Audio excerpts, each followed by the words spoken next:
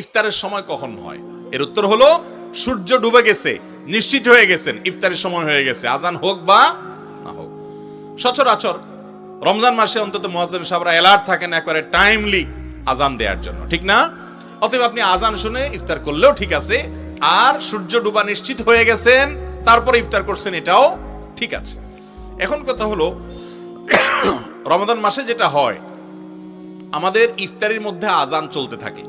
মুয়াজ্জিন সাহেব বেচারা একটা খেজুর দিয়া কোন রকম মুখে খায় বেচারা আজান দেয়, এবং মাগরিবের আজানটা একটু তাড়াতাড়ি করেই দেয়, কারণ ক্ষুধা তো তারও আছে বেচারা।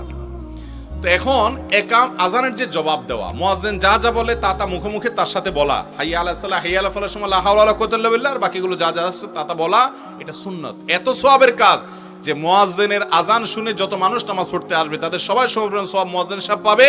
আর আপনি আজানের জবাব দিয়ে মুয়াজ্জিন সাহেবের সাথে তাল মিলিয়ে তা তা বললেন, আল্লাহু আকবার বললো, এরপর আপনি আল্লাহু আকবার বললেন, আশহাদু আল্লা ইলাহা ইল্লাল্লাহ বললো, আপনি আশহাদু আল্লা ইলাহা বললেন, এভাবে যদি তার সাথে তাল মিলিয়ে তারপরে পরে বলে যান, জবাব দেন, তাহলে সেই ক্ষেত্রে মুয়াজ্জিন যে পরিমাণ সওয়াব পাইলো আপনিও পরিমাণ সওয়াব পাবেন। তাহলে এবার নিজের নামাজের সওয়াব তো পাচ্ছেনই, এক্সট্রা সমস্ত মুসল্লিদের সমপরিমাণ নামাজের সওয়াব পাবেন। কত বড় ব্যাপার! আমাকে বাহির থেকে এক বোন একবার বললেন যে হুজুর, আমি মক্কার আজানের সরাসরি লাইভ আজান শুনে শুনে ওইটার উত্তর দেই, যাতে করে হারামের যত মানুষ নামাজ পড়ে তাদের সমপরিমাণ সওয়াব মুয়াজ্জিন সাহেব পাবে, আর আজানের জবাব দেওয়ার ফলে আল্লাহ তাআলা মুয়াজ্জিন সাহেবের এই সওয়াবের মতো আমাকে সওয়াব অনুগ্রহ করে দিবেন, সে আশা আমি এই কাজটা করি। অতএব আজানের জবাব দেওয়াটা একটা বড় আমল এবং সওয়াবের কাজ, যেটা আমরা করি না। রমজান মাসে আমলটা আমাদের ছুটে যায়, এটা ছুটা উচিত না। আপনি খাওয়ার ফাঁকে ফাঁকে আজান দিয়ে দেন, মুয়াজ্জিন আল্লাহু আকবার বলছে, আল্লাহু আকবার বলে আপনি এক গাল বুট মুড়ি খান, এরপরে মুয়াজ্জিন আবার আল্লাহ টান দিতে দিতে আপনার মুড়ি খাওয়া হয়ে যাবে, এরপরে শেষ করছে আবার আপনি টান দেন।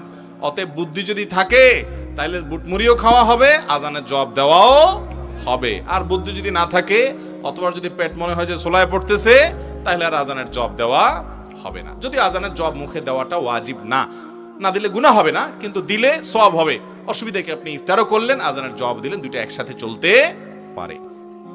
তারাবিতে 4 রাকাত শেষে একটি দোয়া পড়া হয় এবং মোনাজাতে একটি দোয়া পড়া হয়। এই দুটি দোয়া কতটুকু সহি দোয়া করে জানাবেন? ভাইরা আমার, তারাবিহ যেটাকে আমরা বলি, এটা তারবিহাতুনের বহু বচন। এই শব্দটি মূলত, এই সালাতটিকে মূলত তারাবি বলা হয় এই জন্য যে তারাবিহ এর মানে হলো যেটা আরাম করে করে পড়া হয়। যেটা কি করে করে পড়া হয় ভাই? আরাম করে করে পড়া হয়। 4 রাকাত পর পর যে আমরা বসে থাকি, এই বসাটাও এটা এই জন্য যাতে একটু রেস্ট হয়, এটা কোনো আবশ্যক না, না বসলেও কোনো অসুবিধা নেই।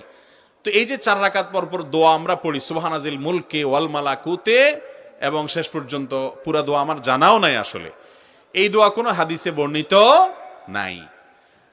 মুক্তাদি বেচারার তো কোনো ডিউটি নাই, তারা